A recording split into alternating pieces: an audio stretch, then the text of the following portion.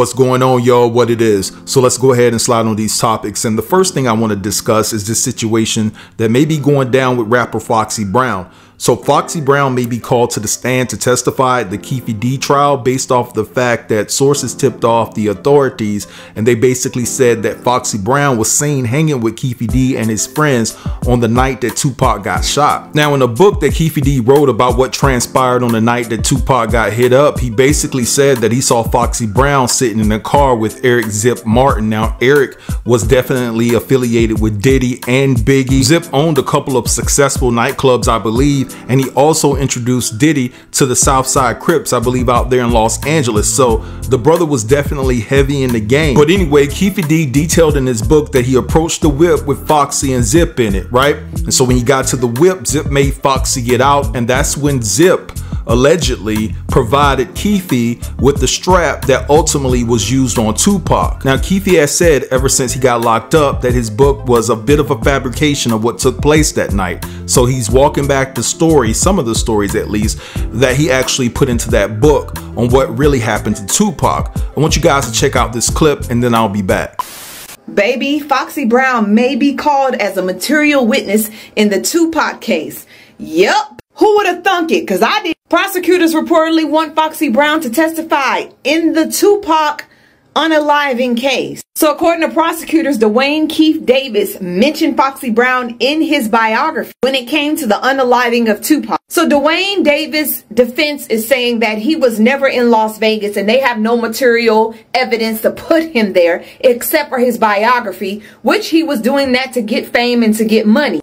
Baby, you told your story. Now you got to ride with it. So according to somebody that's running their mouth that shouldn't be running their mouth, Foxy Brown could prove vital to taking the stand or even making a statement about her recollection of being around the men who claimed they were in company for a short while before they set off to take Tupac out. Now, prosecutors really need Foxy Brown to come through because this will put Keith in Vegas. It will put him in the place that he claimed he was in his book that was published in 2019 called The Compton Street Legend. Baby, you are not a legend. You are a disappointment. Now, Davis claimed he saw Foxy Brown on the night of the Pow Pow while she was in the car with New York City party promoter Eric Zip Martin, who is no longer alive, so he cannot help in this situation. Now, get this. Davis claims that Eric Martin was the person that gave him the piece to give to his nephew Orlando Anderson to take out Tupac. Now, this is an excerpt from his book.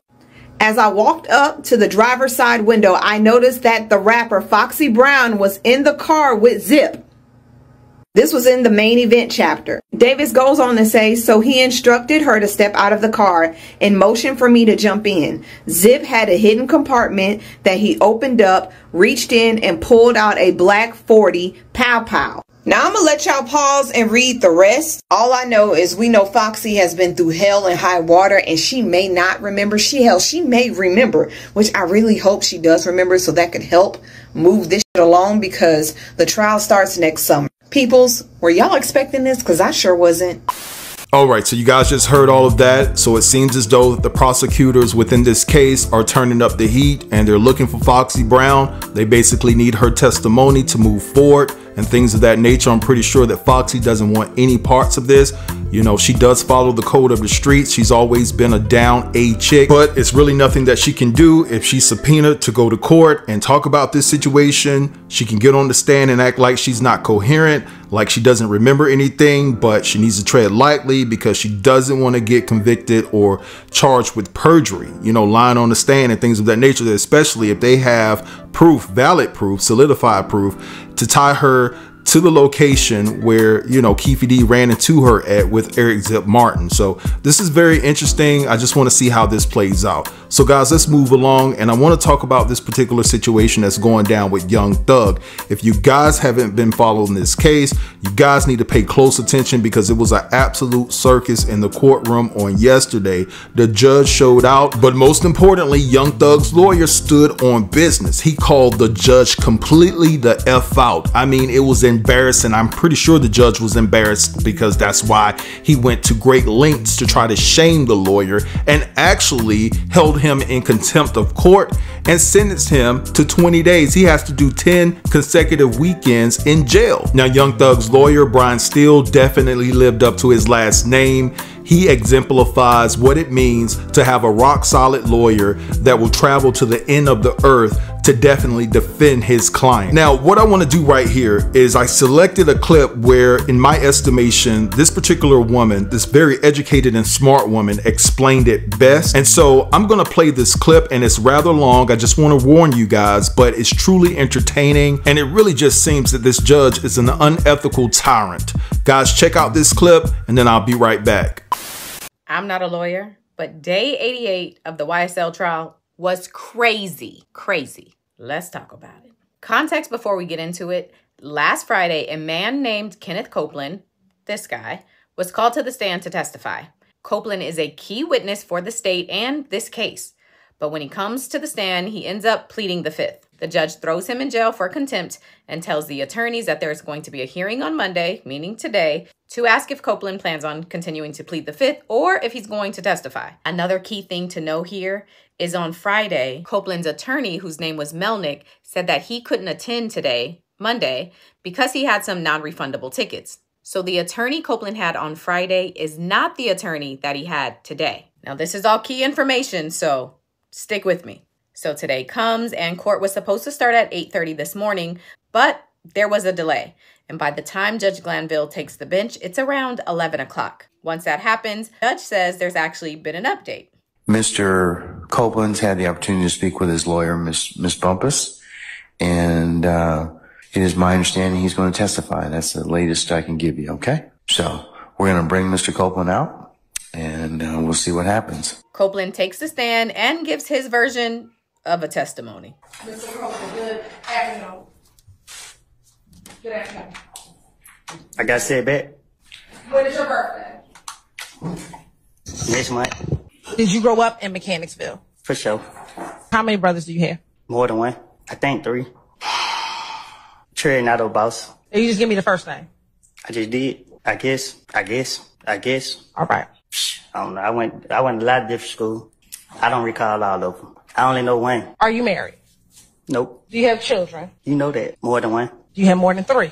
I might. Ain't no telling. Okay. I don't know. Y'all been having me in jail so long. I can't recall. Were you in jail on Thursday? Thursday ain't came yet. No, last Thursday. I felt like it. I don't know their ages. Okay. Are you currently working? I'm in jail. Don't keep up with it. Driving without license. Driving with suspended license. Ran in front of police. I go to jail for the charges y'all throw on me. You tell me? What did I take? I don't know what happened in 2009. Probably so. I don't know. Never heard of that. What's that? Did you ever take a drug charge? Oh, that's the charge y'all put on me. When did you get out of prison for federal charges? When they let me go. One of these years. Y'all locked me up so much, I can't read. Do you know someone by the name of Shannon Stillwell? What's his nickname? Okay, what do you call Shannon? I call him Shannon. And do you see Shannon in the courtroom today? Well, I got a vision problem. Okay. I can't see that far.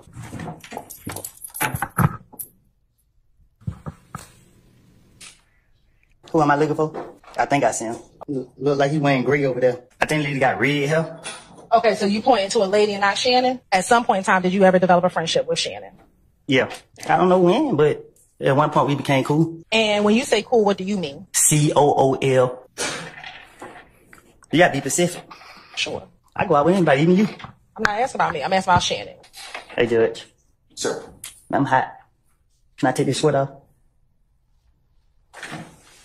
Can we just we're going to recess, ladies and gentlemen, maybe about 5 minutes, okay? So after they remove Kenneth Copeland's sweater, the judge calls the jury back in and says it's time for lunch. We've had to take up some ancillary business, and it's the lunchtime hour at this point in time. So what I was going to recommend we do is... Everybody goes to lunch, and before court resumes for the afternoon, Brian still says he has something he wants to address. I was told, based upon information and belief, that when we arrived at 8:30, 9 o'clock today, we did not come into your courtroom until almost 11:30.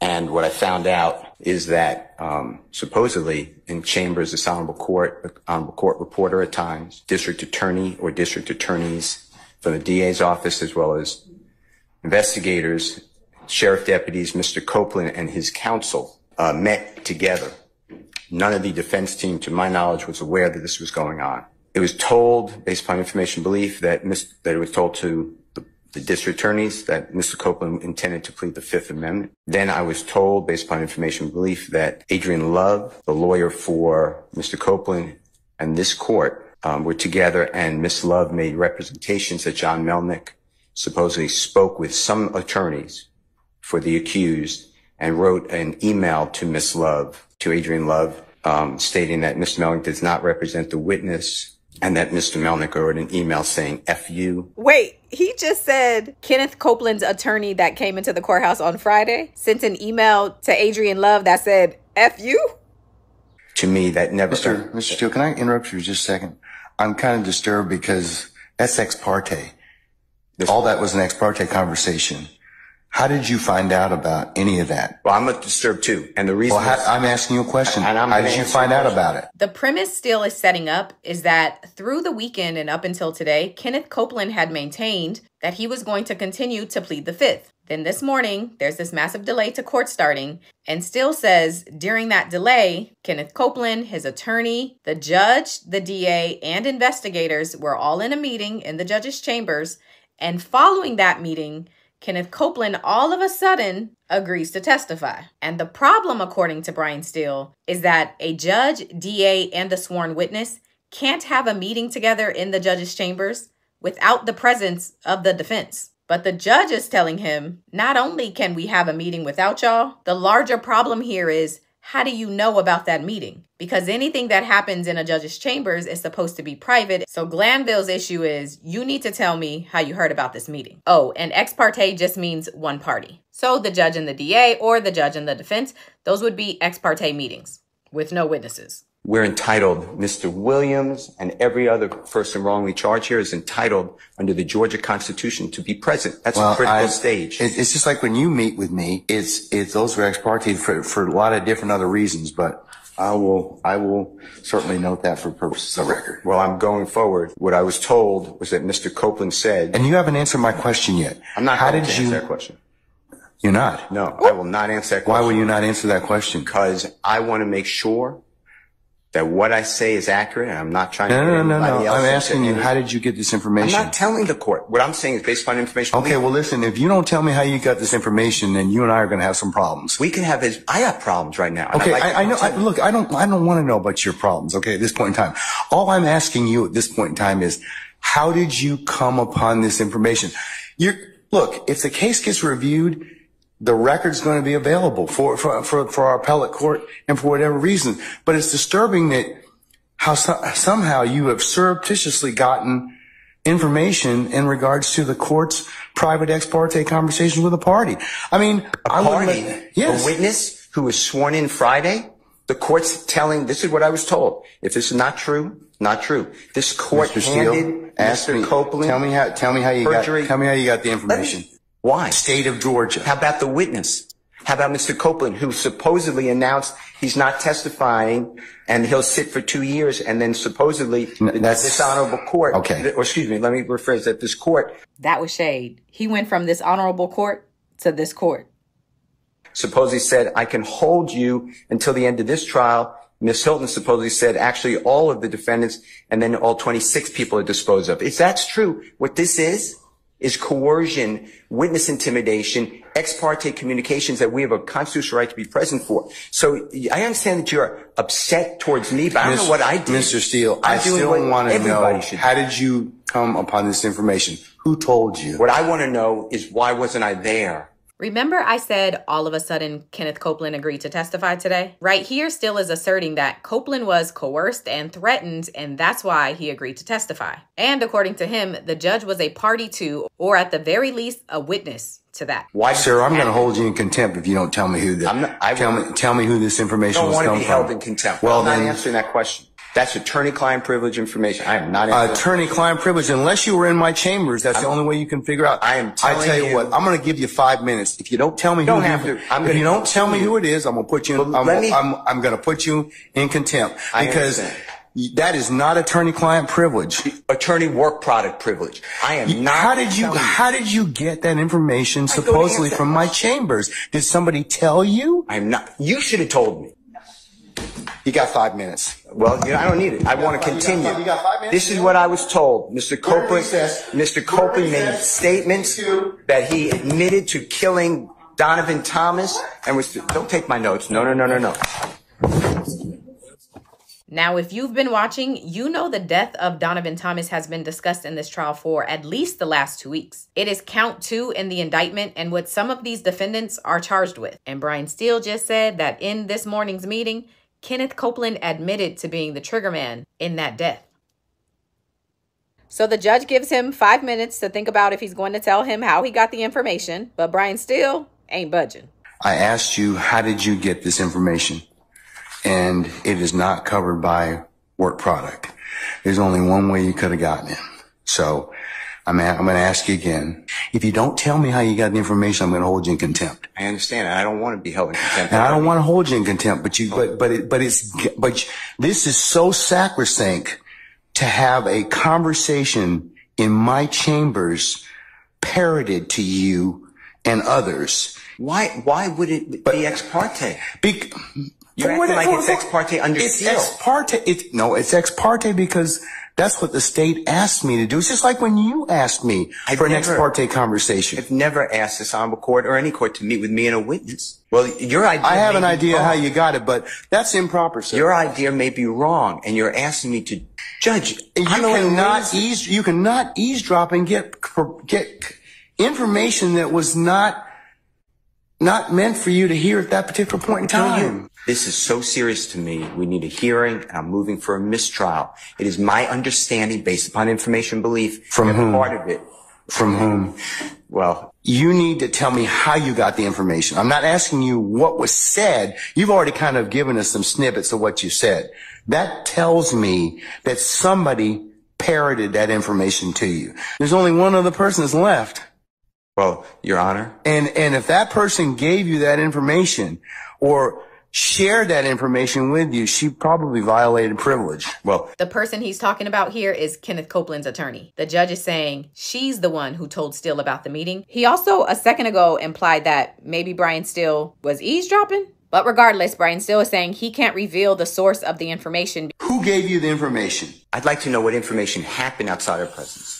That's really it. He can go into custody at this point in time. I think that the court needs to again declare a mistrial based upon. Okay, and I'm going to deny your motion. I'm going to deny your motion. I understand that you spoke with the which is appropriate, and you influenced the witness based upon information belief, and I'd like to have that all on the record. I'd be breaching 1.6, and I know you're assuming something. I don't think you're breaching 1.6. You can't hide behind 1.6. I'm not hiding behind anything. And you can't hide behind. Yeah, but the thing is, I think you got this information. Somebody disclosed it to you, and that's the only way you could have gotten it. 1.6 has to do with attorney-client privilege, but Brian Steele also referenced work product privilege, which has less to do with the communication between a client and their lawyer, and more about that lawyer's work on the case and information or documents that they may come across and for the case. Unless you're sitting there, you're eavesdropping. So you can't use something ordinarily that you had no business getting to begin with. And Your Honor, excuse me.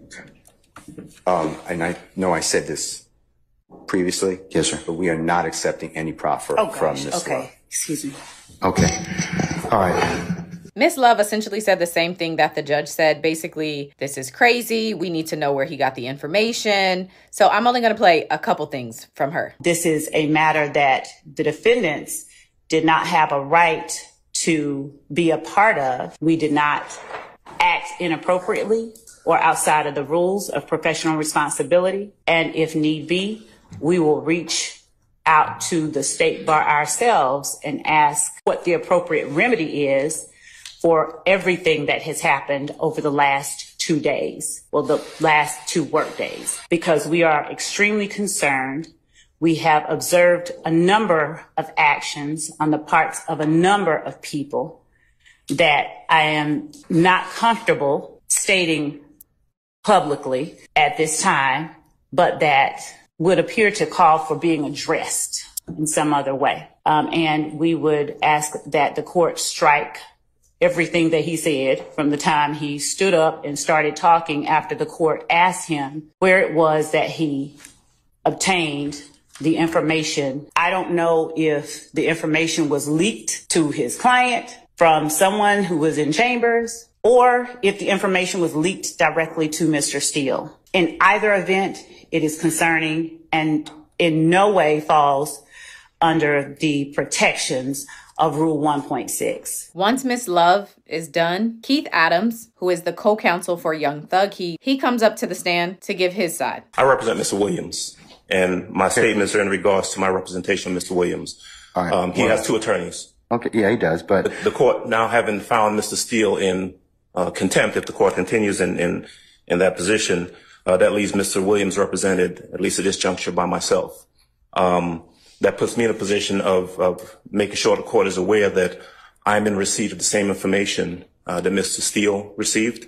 I'm of the same opinion that the court has engaged in behavior that I believe compromises and corrupts the continuation of this trial. I do believe that we are entitled to and should receive a copy of the transcript so that a full investigation can be made as to what we believe has occurred here. And so I take the same position as Mr. Steele.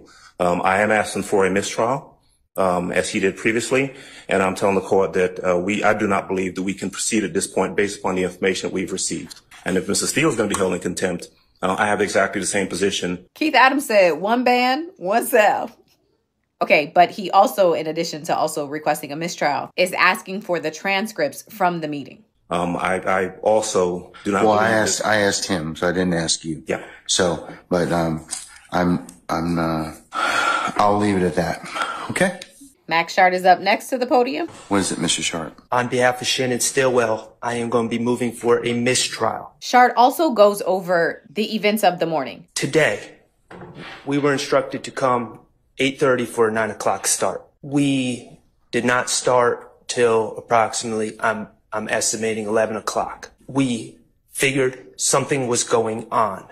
We were given no information about any meeting, who was meeting, what the meeting was about, or whether the meeting was ex parte or not ex parte, who requested the meeting, who was in the meeting. We were completely in the dark. And quite frankly, we kind of remain in the dark. So I'm not going to throw out spurious allegations like the ones that have been thrown at me over the past couple days that are absurd.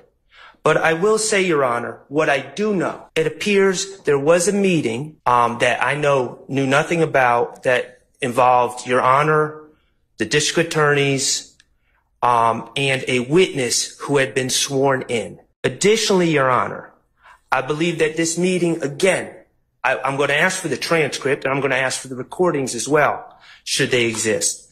But I believe that this meeting with a witness without us present may have made the district attorneys and or Your Honor a witness to this in this case, a material witness in this case. And finally, Your Honor, I'm going to ask for as soon as possible, I'm going to ask that these proceedings be halted until we can obtain an accurate final transcript for what occurred where none of the defendants or defense counsel were present for. Your Honor, thank you. I've noted your motion for mistrial. It's denied. Mistrial denied, and the other attorneys also asked for a mistrial, and Glanville denies them all. And then Brian Steele is officially held in contempt. Okay, Mr. Steele, last time.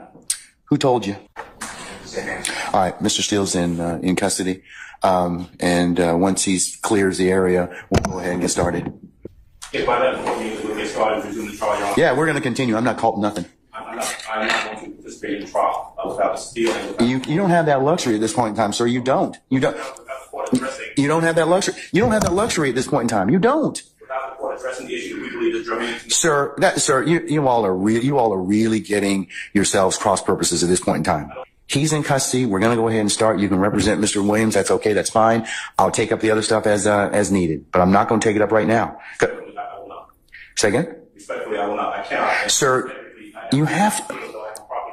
Well, you're going to have to do the best you can at this point in time, because you don't get to extort the court. That's what you're attempting to do at this point in time. Sir, yes, you are. What you're trying to do is, I'm not going forward if I don't get this. You know, it doesn't work that way, Mr. Adams. And I'm telling you at this point in time, I would just kind of govern yourself accordingly.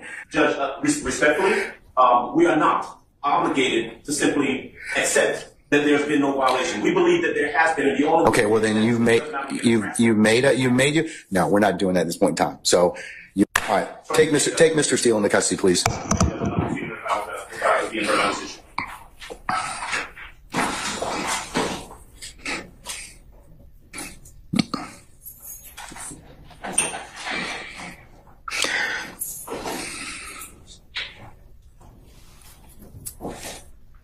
Your Honor, would the court afford me one moment to confer with counsel regarding the appropriate remedy in this type of Okay, all right.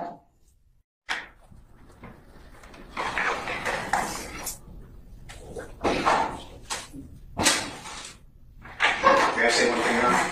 Yes, sir, you certainly may.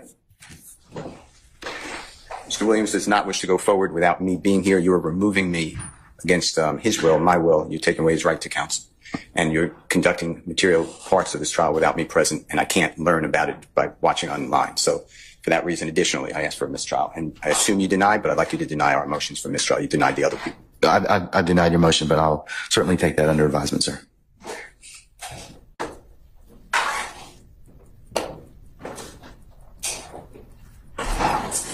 We're going to be in recess for the next 5 minutes.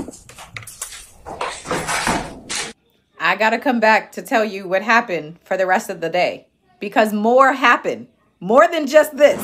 I'm going to order that you be taken into custody, incarcerated in the Fulton County Jail for no more than 20 days for this contempt. Those 20 days consisting of every weekend for the next 10 weekends. And you'll be reporting to 901 Wright Street Northwest, Atlanta, Georgia, 30318 at 7 p.m. on Fridays. You'll be released on 7 p.m. on Sundays. And it's to commence this Friday, June the 14th at 7 p.m. and not to end until Sunday, August the 18th at 2024, 7 p.m., subject to further order of this court. And that will be entered and e-filed, and you may take whatever steps you and your counsel deem appropriate after that. Okay? Can I ask a question? Sure. I'm going to file a notice of appeal, but for whatever reason that doesn't take, and you don't give a bond, then I'd ask that I can be with Mr. Williams and we work on our case all weekend, for all those weekends. Otherwise, I can't prepare. I speak with Mr. Williams all the time. That's up to you, and sir. I will, sir. If that comes to pass, you have my support. I will talk with our sheriff, and we may be able to make that work. Okay. I'm an attorney in real life. I don't play one on television. Let's talk about whether the judge in the YSL case can be removed from the case. Brian Steele, Young Thug's attorney, was held in contempt today and arrested briefly, and he has now been sentenced to do 20 days in jail on the weekends. So people want to know if the judge in the case can be removed, or if there's someone in a higher authority who can do something to discipline the judge for the decisions that he's making. The answer to that is no. Judge Glanville is actually the chief judge in Fulton County. Judge Glanville has been on the bench in Fulton County since 2005 as a Superior Court judge. Before that, he was a magistrate judge in Fulton County. He was just reelected to his position. He did not have any opposition, so he didn't really have to run for his position. In Georgia, the way that judges are disciplined is through the Judicial Qualifications Commission. If you have a complaint about a judge, you file it with them. They investigate, they can hold hearings, and they can ultimately decide if a judge should be disciplined. So no, there is no other person who can step in and say, Judge Glanville, we don't think you're doing a good job in this case and you should be removed. And Judge Glanville is the only person who can decide whether there is going to be a mistrial in this case. He has repeatedly rejected the idea that there should be a mistrial. He did so today when Brian Steele asked for one because of the ex parte communications. So let me know if you have any other questions about the process in Georgia for removing judges, or the judicial process in Georgia. All right, so you guys just heard all of that, and the first word that comes to my mind is corruption. And you have to think how many people were put away because of the tactics that this judge has used in the past, the same tactics that he probably used in the past. And it's crazy how this judge was trying to get this lawyer to snitch, and I'm so glad that this lawyer stood on business and did not reveal his source. The lawyer was standing on street code within that courthouse. I know that made Young Thug proud, you know what I'm saying, given the fact that this is the code that they go by in the streets. And to me, the most outstanding thing that this lawyer said when he was being sentenced. He asked the judge could he work with Young Thug on the weekends that he was locked up. So basically Young Thug and his lawyer, they will be in jail together going over their case on those weekends that the lawyer is locked up. You know what I'm saying? He is committed to defending Young Thug. And I just don't see how this isn't a mistrial. I don't think that the jury can convict Young Thug because this was a major mistake on the judge's behalf. It really was. It was a major mistake. And that's why he's so nervous. He was more worried about where did you get this from? Who told you? And it just sounds like a hit dog that hollered. It really did. And so it's just corruption, guys. It's just corruption. But anyway, this video has been long enough. I want to go ahead and read you what my plug sent me in regards to the interview that Mr. Jake Porter did with Rolling Stone over the phone. Now, I will protect the integrity of my platform and say to you all that the information that I'm about to convey is all alleged, but I do trust my plug and I don't believe that he will steer me in the wrong direction. So it says here, hey bro, it's true that Jake Porter refused to answer questions about foul play being involved surrounding Kim's passing. He was also asked by Rolling Stone, was he evading those questions about Kim dealing with abuse and being a victim of DV throughout her tenure of being involved with Diddy because of legal reasons, and he replied that he'd rather not say and that he felt that the questions were inappropriate and wouldn't discuss further plans surrounding the potential reinvestigation of his daughter's passing. Rolling Stone left that out and just said that Jake refused to answer certain questions about his daughter. It was expressed to me through a former intern for the publication that Jake did say that the family isn't too happy with him, but did not elaborate any further on that. All right, so you guys just heard all of that. Now, I do know that Jake said that a couple of family members, or more than a couple, were not happy with the fact that Kim Porter went back to Diddy. And I expressed that to you guys in the previous video that I did about this. But it's very interesting if this is all true. Like I said, this is all alleged information, but it is interesting if Kim's father is looking at the possibility of reopening the investigation surrounding the passing of his daughter based off of the fact that he saw the video of Diddy violating Cassie, and now it has him thinking like, yo, maybe my daughter went through the same thing, and maybe even worse, to the point that she's no longer here. And so, listen, I know that this man has to be thinking and probably beating himself up at night for giving Kim that flawed advice to go back to Diddy. He should have protected his daughter. He should have stood in solidarity with his daughter. But anyway, this has been too long of a video, guys. I hope you enjoyed it. I'm gonna let it go right here. I want you all to drop down in the comments and let me know what you think about everything that was discussed within this video. Don't forget to like, comment, share, and subscribe. And until next time, peace.